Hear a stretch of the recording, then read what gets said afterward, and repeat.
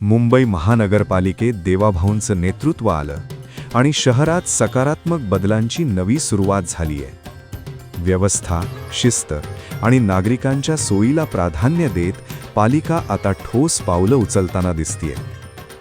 लालबागमधील प्रसिद्ध मिरची गल्ली, कधी काळी अतिक्रमणांमुळे अरुंद झालेली ही जागा आता पुन्हा मोकळी होत आहे.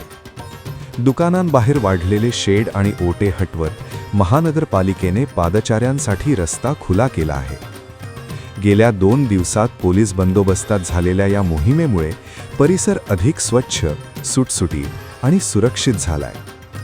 आता सण उत्सवाच्या काळातही गर्दी आणि वाहतूक कोंडी कमी होण्यास मदत होणार आहे. आणि सर्वात महत्त्वाचं म्हणजे सामान्य नागरिकांना पुन्हा एकदा मोकळा, सुरक्षित आणि हक्काचा रस्ता मिळालाय.